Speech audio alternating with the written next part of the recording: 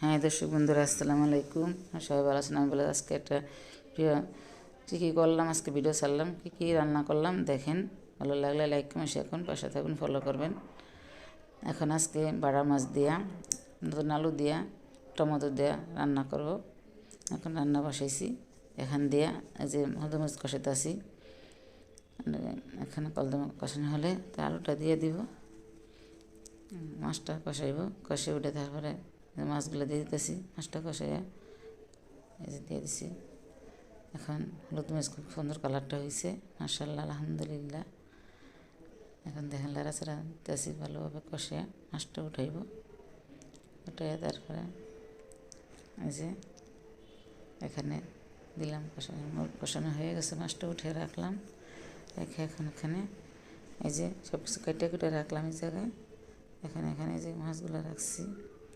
আলুটা দিয়ে কষানো হয়ে গেছে, আলু দিয়ে দিছি। আলুটা এই যে টমেটো দিয়ে দিব, দিয়ে তারপরে ধনিয়া পাতা দিয়ে দিব। এই যে এখানে টমেটো দিয়ে মাছগুলো রাখছি, কত সুন্দর মাশাআল্লাহ। দেখেন বাটা মাছ, বড় বড় বাটা মাছ, এগুলা বাটা মাছ বলে সবাই। বাটা মাছ নতুন আলাদা, খেতে খুবই মজা। শীতের দিনে তরকারি খুব স্বাদু, মজা অনেক। এখানে টমেটো দিয়ে দিলাম, মাছগুলো দিয়ে দিলাম। এখন ধনিয়া পাতা দিয়ে দিব।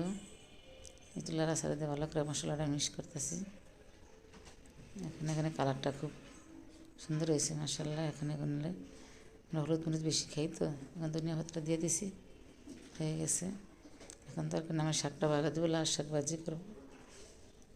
এখানে এখন লাল শাক, ধনিয়া পাতা দিয়ে দিছি। এখন নামে ফেলে লাল শাক বাগা দেবো, সিদ্ধ করা হয়েছে। এখন যে জায়গায় ভালো করে এখন নামে ফেলাইব। ধনিয়া পাতা দিছি, শীঘ্র ধনিয়া পাতা খাই আমরা, অনেক তরকারি লাগে। ধনিয়া পাতা দিলে খুব মজা, তরকারি খুব টেস্টি। এখানে যে দিয়ে দিলাম, এখানে এই যে দেখেন খুব সুন্দর কালার হয়েছে। এখানে এই যে শাকটা বাগার দিব। এখন শাক বাগার দিয়ে বসাবো। একদিন সিদ্ধ করে বসে, আজকে শাক বাগার দিয়ে বসাবো।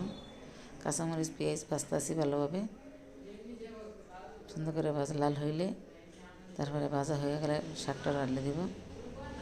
এই যে শাকটা কালারটা খুব সুন্দর, রক্তের কালার, কত সুন্দর, খেতে খুবই মজা। এখন খুব মজা, লাল হয়ে গেছে শাকটা। এখন দেখেন এখানে কী বলবো, এখানে কেউ তো লাইক কমেন্ট শেয়ার করে না, আমার ভিডিওটা ফলো করে না।